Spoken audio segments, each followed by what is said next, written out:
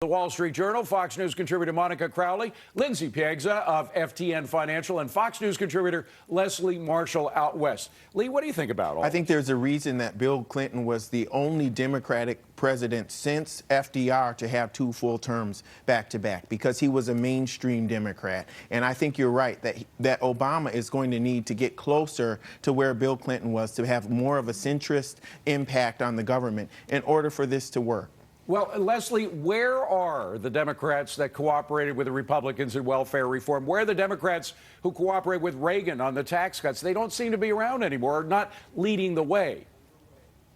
Well, true. I mean, we have a different composite of Congress in Washington, but we also have a very different time, David, in the economy. I mean, the economy was booming during the Clinton years, not only with the dot-com bubble and not only with the huge gains in the market. We also didn't have the military spending that we incurred prior to Barack Obama being president. And then on top of it, if you remember, the taxes that were raised were almost exclusively on the higher earning taxpayer, so the rich or the wealthy.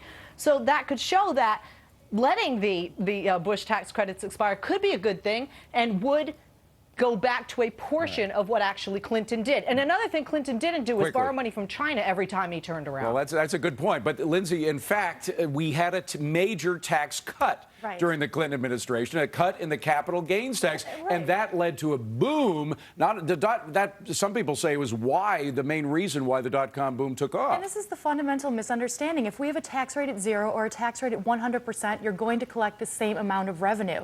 If you make the private sector a minority partner with the government, you remove, if not completely eliminate, the incentive to invest and grow the private sector and businesses. And that's what puts people back to work and grows this economy. And Monica, jobs, it is all about jobs. Everybody agrees. Housing market's not going to turn around until we have jobs. Consumer spending until we have jobs. Jobs are the key. And to do anything at this point that risks people not hiring more workers is going to be disastrous. Well, exactly right. And look, Bill Clinton did have a higher tax rate, but he could essentially have the luxury of doing that because he was presiding over a booming economy. We don't have that luxury now. The only way you're going to create jobs in the private sector is to focus on the growth aspect of this. We can focus on cutting spending, and that's very important, but you have to couple that with focusing on growth, and the only way you do that is by keeping the tax burden to a reasonable level, keeping it low so that small businesses, medium and big businesses can hire people. But Rick Santorum, we have to cut so much right now. You mentioned health care.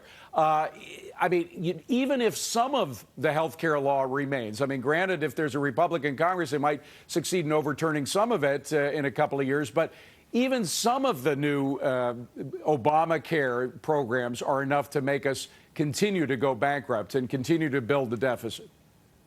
Oh, I don't think there's any question that whoever takes control in this next session of Congress is going to have to look seriously across the board, and that means, you know, stepping up to the plate and obviously try to do something on Obamacare, but also, you know, we've seen a lot of reports lately about you know, the amount of money that federal employees get paid. That they're getting paid twice of what the private sector gets paid when you look at their pay and benefits. I mean, we have to address this problem. I mean, the explosion of the federal workforce and the amount of money that they get paid. But Rick, we have to look at Medicare. We have to look at Medicaid. Rick, wait a minute. Don't those administrators in Bell, California deserve $1 million a year for the work they're doing? I mean, well, come on. What kind of excluding cruel, cold-hearted Republican are you? Them. Of course, excluding them, of course, they deserve it. I'm talking about the rest. Rick Santorum and panel, thank you very much. Coming up on deck, the government is cool. Bad news on the jobs front. That story topping tonight's 2 minutes drill. Let's welcome back our panel, Lee Hawkins, Monica Crowley, Lindsay Piegza, and Leslie Marshall. Let us fire up the clock. Jobless claims reaching a 9-month high as the number of people applying for unemployment benefits reached the 500,000 mark for the first time since November. Is this the beginning of a double-dip recession? What do you think? David, I didn't think so, but these jobless numbers are really grim. This is the highest number of first-time jobless claims since November of last year. So it looks like the recovery is not just stalling, but might actually be slipping back. The other point about this is this administration and Congress has spent about $1.5 trillion in fiscal stimulus for what? To have an unemployment rate at 9.5, and will probably tick back up. But lead the economy. What do you think? Well, really take a close look at the private sector payroll payroll numbers as they come out. I think the big concern here now is that we had a lot of good things that happened in the market. We had the GM IPO. We had good numbers from Intel today, or the deal with GMIPO. we had okay. So we have a What lot the of hell good things does that happening. mean? But when Anyway. the initial public offering this week, but GMIPO. I thought it was right. But I'm saying that when these numbers come out, look what it does to the market. This is the single most important metric, and we can't get it right, and this is really holding us back. All right. This is really scary because what we thought that the stimulus dollars were going to be enough to carry growth through the end of the year. But what we saw is that although we got an initial boost, it did not create the momentum for job creation. In fact, what we're facing now is so much uncertainty in terms of the health care bill, what it's going to cost in taxes, that we actually shot ourselves in the foot. Leslie, is there any way to put a pretty face on all this? Well, first of all, yes, do our homework, okay? History, which is one of my favorite subjects. Summertime, historically, there are people laid off due to seasonal jobs, and in the summer, people don't hire. I'm a small business owner, and I tend to do my hiring in the fall, winter, and spring as well for both of my businesses. So that's history. And if we want those jobs, call those people who are getting those tax breaks right now, those Bush tax breaks, and who are making $250,000 a year or more, and ask them, where are those jobs you're supposed to create? Okay. All right, we'll give you the last word. President Obama saying Social Security is not in crisis and should not be privatized. Meanwhile, his bipartisan debt commission mulling over a partial privatization option as a way to keep the whole thing solvent. That idea spearheaded by Wisconsin Republican Paul Ryan. Both Dems and Republicans are making it a campaign issue. So who wins the fight? Leslie, what are we going to see on Social Security? What kind of reform might really be put in motion here?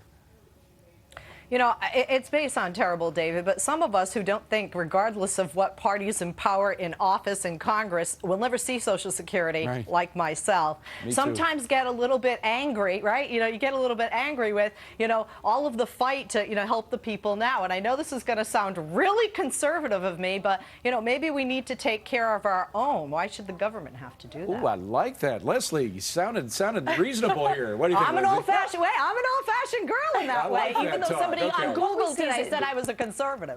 This is a great opportunity to reform one of the major problems in terms of growing our deficit. What we need to do is do fundamental reform in terms of retirement age, in terms of entitlement, and actually address the spending issues. We're talking about entitlement and future obligations. These are the primary variables that are driving the deficit. But you know what's going to happen, Lee? We're going to see higher taxes. We're going to see higher taxes and nothing else because they don't want to lose the votes from senior citizens. And just to piggyback off of what you said, I know you well enough, all of you guys, to know that you all hate commissions. But if there was ever a legitimate time for a bipartisan commission on Social Security, this would be the time. But they've had them before, and they haven't. Remember the Kissinger Commission? Exactly. Please. And usually what it turns out to be is a fig leaf for, as you mentioned, higher taxes, whether we're looking at a VAT tax, a national sales tax, or increasing income taxes or taxes on businesses. But look, we don't like fig leaves. Look, I agree with it. No, well, in certain contexts. Lindsay is right when she says that we have to deal with these out-of-control entitlements. That's true. But those issues are not in the context of the November election. And for Obama to bring it up now is really disingenuous. Okay, a federal grand jury has indicted former pitcher Roger Clemens for allegedly lying to Congress about using steroids. The 7-time Cy Young Award winner facing charges of obstruction of Congress, making false statements, and perjury. Is this an overreach of government? We're going to be talking about it at the end for the buy-sell, but very quickly, what do you think? Overreach or not? Well, remember, Roger Clemens was not subpoenaed to testify in front of Congress. He went voluntarily. True. And Congressman Tim Davis, the Republican, and Henry Waxman, the Democrat, said to him before his testimony, we're glad that you're here. We hope you can shed light on this. Just don't do one thing, and that is lie. I don't think Congress should have ever been looking into steroids in the beginning. This is not the right forum to see them actually cherry-pick players and bring them in before this big jury here. I just don't think. Of course, if you lie in front of Congress, you got to pay the price. There's certainly going to be repercussions, and I understand that, but it's not the place for the government to be overstepping here. And at a time when we have 10% unemployment, don't we have better things to be looking into? Leslie, do you think Congress ever should have looked into it? I don't think Congress should have anything to do with professional athletes and using steroids. And any athlete who's using steroids is cheating, and shame on them. They're not an athlete. Yeah, but leave it in the sports world. Thank you, gang, and we want to know what you think, by the way.